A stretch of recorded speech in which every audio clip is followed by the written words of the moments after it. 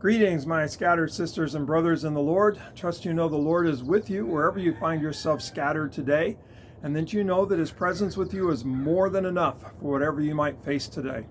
We continue on with Elisha. We're in 2 Kings chapter 6. I'm going to pick it up at verse 8, and this story contains, I think, one of my favorite lines in all of Scripture. And so 2 Kings chapter 6, verse 8, I'm going to go ahead and read and kind of talk as we go. So now the king of Syria was at war with Israel. And you remember that we just heard about Naaman, commanding officer for the king of Syria. And so Naaman's never mentioned in this story, but I assume that somewhere Naaman is letting the king of Assyria know about Elisha. So now the king of Syria was at war with Israel. After conferring with his officers, he said, "I will set up my camp in such and such a place." The man of God, Elisha, sent word to the king of Israel, "Beware of passing that place, because the king of the Syrians are going down there." So the king of Israel checked on the place indicated by the man of God. Time and again, Elisha warned the king so that he was on his guard in such places.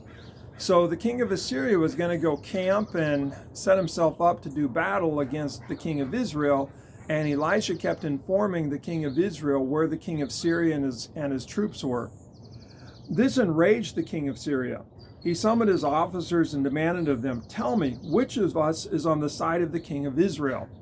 And so the king of Syria thinks that he has an informant in his midst, that somebody is leaking information to the king of Israel.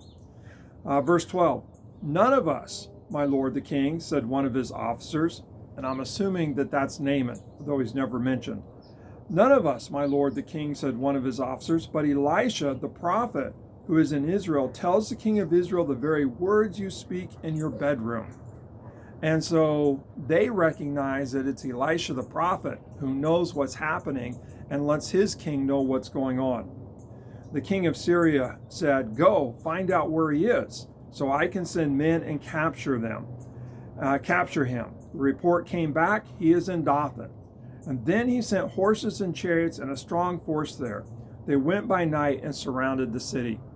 Kind of ironic that the king of Syria thinks that he can send troops to go capture Elisha, as if Elisha wouldn't know what's going on, when all along Elisha has been reporting, what the king of Syria is about to do. So a lot of irony there. But he's gotten word that Elisha is in the town of Dothan, and so he sends his army, sends his chariots there to surround Dothan. He's going to take Elisha captive, so he thinks. Verse 15, they got the city surrounded. When the servant of the man of God got up and went out early the next morning, an army with horses and chariots had surrounded the city. "Oh no, my lord, what shall we do?" the servant asked. So the servant of Elisha is scared. He sees that the city is completely surrounded, horses, chariots. He's fearful. Here's the favorite line, my favorite line, verse 16. "Don't be afraid," the prophet answered. "Those who are with us are more than those who are with them." So Elisha recognizes that even though the king of Syria has him and his village surrounded, yet he's not afraid. Those who are with us are more than those who are with them. And so listen to what happens next. "And Elisha prayed, 'Open his eyes, Lord, so that he may see.'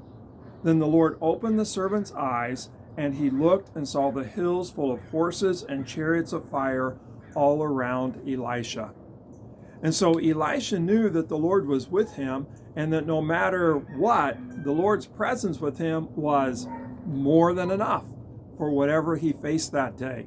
And so even though the town was surrounded by the king of Syria's horses and chariots, his army had them covered, and his servant was terribly frightened by the whole thing, yet Elisha knew those who are with us are more than those who are with them.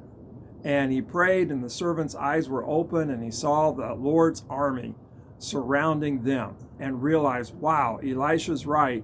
Those who are with us are greater than those who are with them. That's my prayer for us, that our eyes would be open, that we would realize that when the Lord is with us, that's more than whatever we're up against. It may be a health issue, it may be a work issue, it may be a relationship issue, might be a finance issue, all kinds of ways that the enemy might come after us. But you know, when the Lord's with us, the Lord is more than enough for whatever we might face. And so wherever you find yourself scattered today, my prayer for you, my prayer for me, is that our eyes would be open and that we'd be able to see that those who are with us are more than those who are with them. That the Lord's presence is more than enough for whatever we might face today. God bless. Have a great day. May the Lord open your eyes that you can face whatever it is with confidence that the Lord is more than enough. Have a great day.